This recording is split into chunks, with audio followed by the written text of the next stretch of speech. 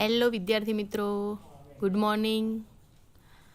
આપણા ધોરણ 8 જેમાં સેમ 2 ગુજરાતીમાં આપણો 12મા નંબરનો પાઠ છે, જેનું નામ છે નવા વર્ષના સંકલ્પો.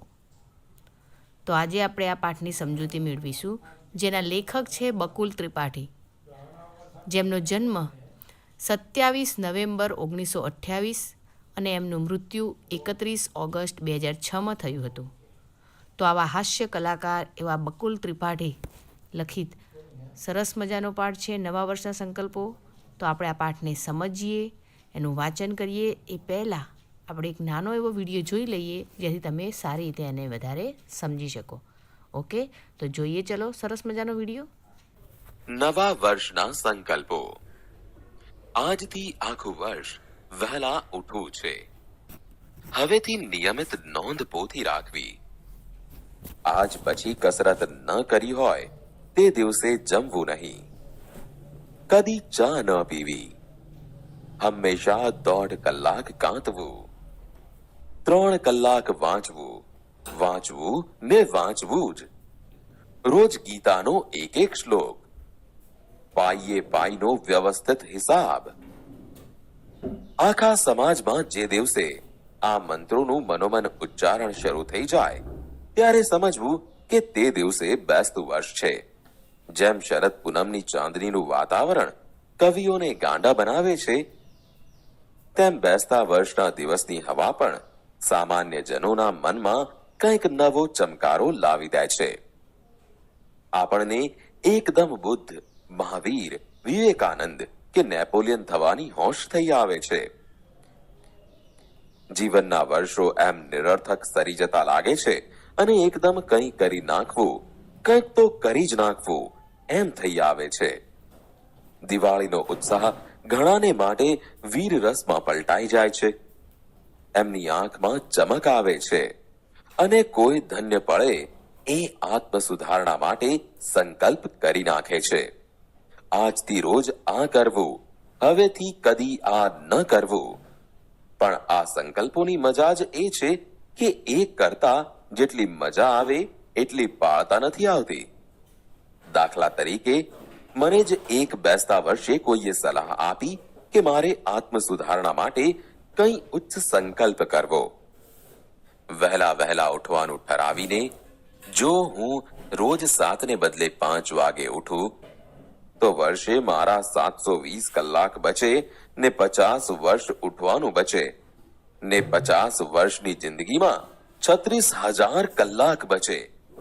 એટલે રોજ ફક્ત 2 કલાક વહેલા ઉઠવાથી મારી જિંદગીમાં લગભગ 4 વર્ષ જેટલો મબલખ વધારો થાય. આ વિચારથી ભોળવાઈને મેં તો સંકલ્પ કરી નાખ્યો કે બસ કોઈ દિવસ પરોઢના 5 થી મોડા ઉઠવું નહીં. બેસતા વર્ષને દિવસે તો જાણે 5 વાગે ઉઠાયો, પણ એ દિવસના થાકને લીધે બીજની સવારે તો 7:30 જ ઉઠ્યો. પછી પાંચમ સુધી તો જાણે દિવાળી જ કહેવાય, એટલે મોડા ઉઠવામાં વાંધો નહીં. છઠને દિવસે 5 વાગે જ ઉઠવું તો પણ બન્યું એવું કે બીજે દિવસે 5 વાગે ઉઠવાનું છે એ વિચારથી પાંચમની રાત્રે મને એટલી બધી ચિંતા થઈ કે રાતના 1:30 વાગ્યા સુધી ઊંઘ જ ન આવી. આથી છઠની સવારે પણ 8 વાગે ઉઠાયું.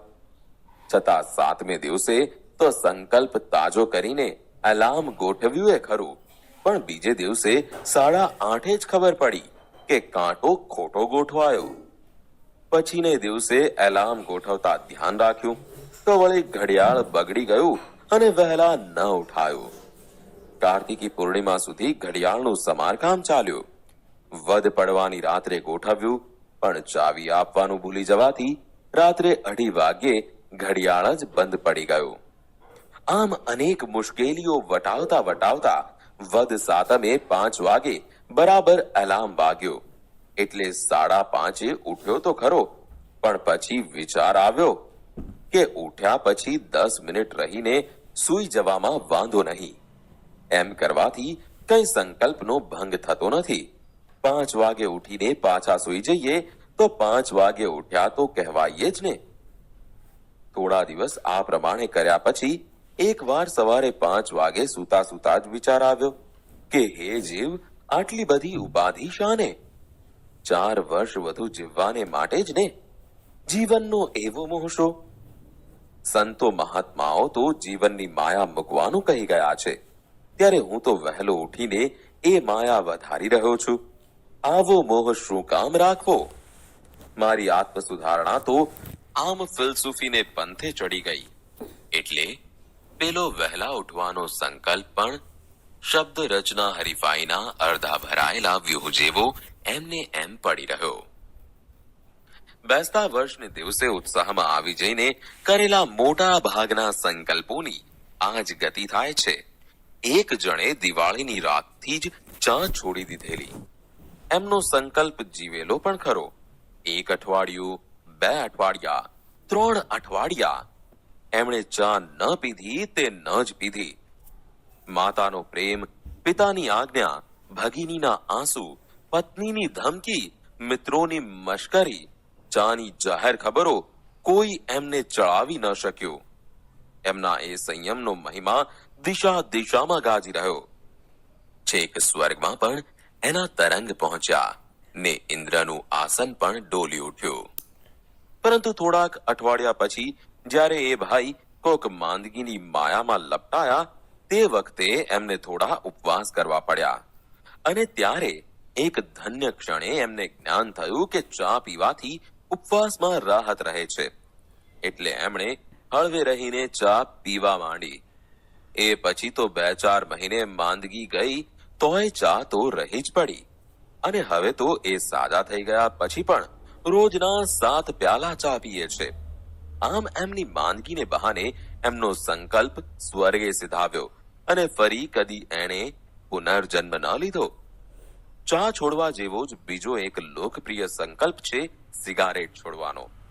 ઘણું ખરું અરસિક પત્નીઓના અને દુષ્ટ ડોક્ટરોના આગ્રહથી જ આ સંકલ્પ કરવો પડે છે.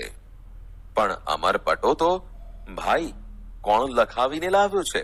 સિગારેટના ધુમાડાની જેમ આવા સંકલ્પને પણ વેરાઈ જતા વાર નથી લાગતી. કેટલાકને વળી દરેક કામમાં નિયમિત થઈ જવાની ધૂન વળગે છે, પણ એ કેટલા દિવસ? જ્યાં સૂરજ જેવો સૂરજ પણ વરસમાં અમુક મહિના રોજ થોડી સેકન્ડો મોડો ઉગે છે અને પછી પાછો અમુક મહિના આઈસ્ક્રીમ પાર્ટીમાં આવી પહોંચતા મિત્રોની જેમ રોજ થોડી સેકન્ડ વહેલો ઉગે છે. ત્યાં નિયમિત થવાની મહેચ્છા રાખનાર પામર માનવી તે વળી કોણ?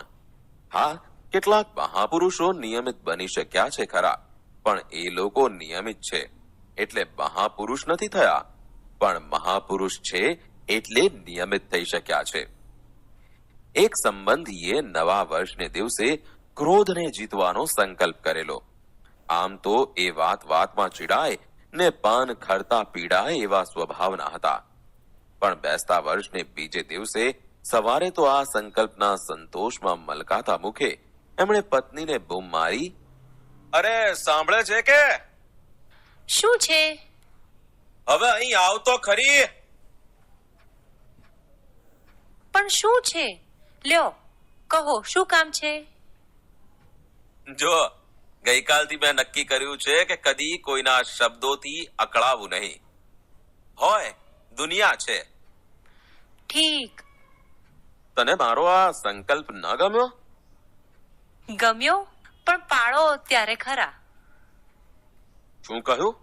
પાળો ત્યારે ખરા એટલે? શું મારામાં એટલો નિયમ પાળવાની પણ તાકાત નથી? હશે તો જોઈશું ને. એટલે તું તારા મનમાં સમજે જ શું? હું તે કઈ. અરે, તમે કરેલો સંકલ્પ.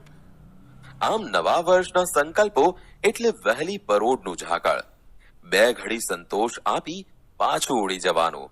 વૈશાખની બપોરે જેમ વંટોળિયા જાગીને પાછા સૂઈ જાય છે, અથવા તો શિયાળાની સવારે જગતના કોક અગમ્ય ખૂણેથી એકાદ શરદીનું મોજું આવી આપણો કબજો લઈ લે છે અને દિવસભર રડાવીને અંતે આવ્યું હતું એમ અનંતમાં ચાલ્યું જાય છે. કે પછી ઉસ્તાદના જલસામાં કોઈ સંગીત બરાબર જામ્યું હોય ત્યારે ઊંઘનું એકાદ ઝોકું આપણને પાવન કરીને તબલાની પાછી એક જબરદસ્ત થાપે આપણને ચમકાવીને ભાગી જાય છે. એમ આત્મ સુધારણાના ઉત્સાહનું મોજું પણ દર બેસતા વર્ષે આવે છે અને આવીને પાછું ઉડી જાય છે.